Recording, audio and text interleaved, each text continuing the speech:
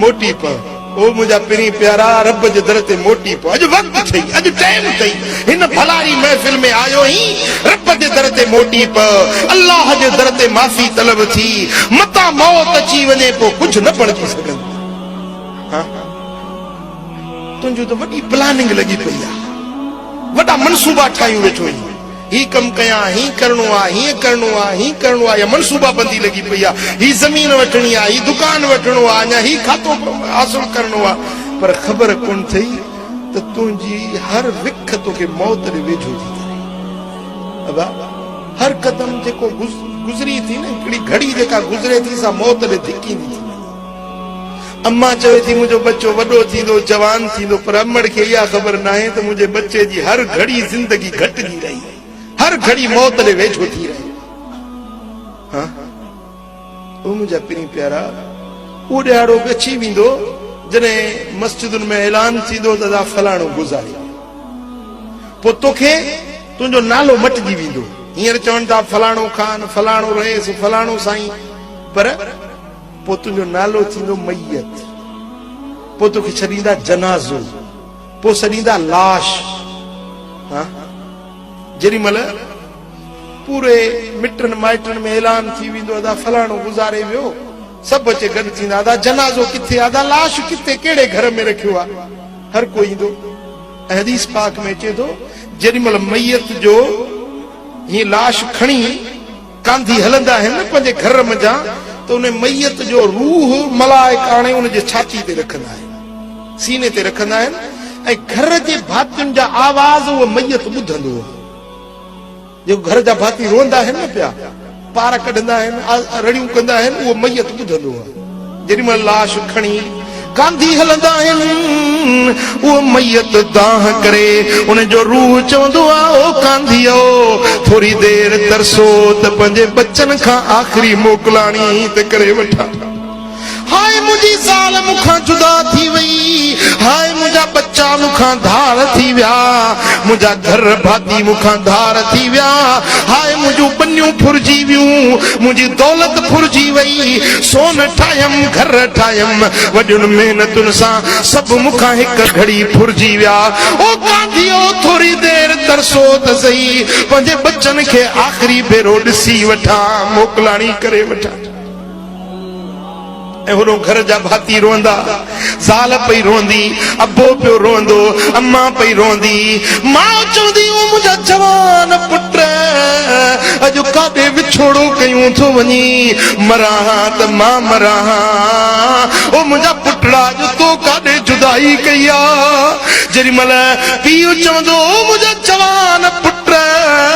अॼु काॾे विछोड़ो कयूं थो वञी ज़ाल चवंदी ओ मुंहिंजा वर अॼु मुंहिंजो घर वैरान कयूं थो वञी अॼु मूंखे रनी बणायूं थो वञी बेवाही बणायूं थो वञी। जेॾी महिल बचड़ा रोंदा ओ मुंहिंजा बाबा ओ मुंहिंजा अब्बा मूंखे यतीम बनायूं थो वञी मुंहिंजे मथे ते हथ केरु फेराईंदो बाबो चई कंहिंखे सॾींदुसि अदा उहो ॾिहाड़ो बि असां ते अचण वारो आहे। जनाज़ो जॾहिं तुंहिंजो खजंदो ईंदई कुल माइट मारूअड़ा जनाज़ो जॾहिं तुंहिंजो खजंदो ईंदई कुल माइट मारूअड़ा सारे वग खां वींदे विछड़ी अकेलो तो के हलणो आ ओ मुसाफिर वाट वींदड़ तूं उथी जल्दी तैयारी कर छॾे कूंदर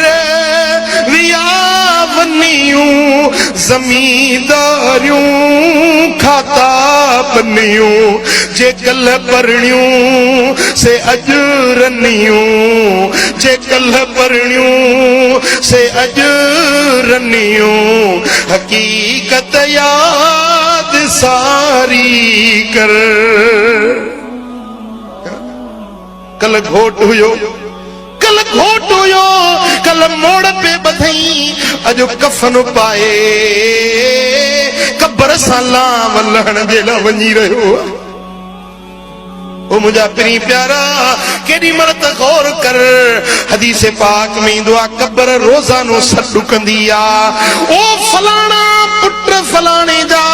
मां ऊंदा ही जो घर आया है पाण सां अमलन जी बत्ती खयूं अच जाए मां नांगन बलान विछुन जो घर आया है पाण सां अमलन जो त्रियाक खणियो अच जाए। ओ मुझा प्री प्यारा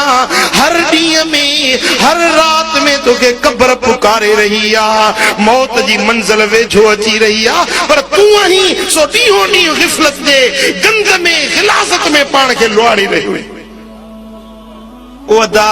ओ मुझा मिठा अज वक्त थई जे जवान ही त रब जे दर ते मोट जे पीरी अची वई तब रब जे दर ते मोट अदी भेण अल्लाह जे दर ते मोट खुदा जी ज़ात के राज़ी करण वारी वाट इहा आहे जो वेही चओ अल्लाह अल्लाह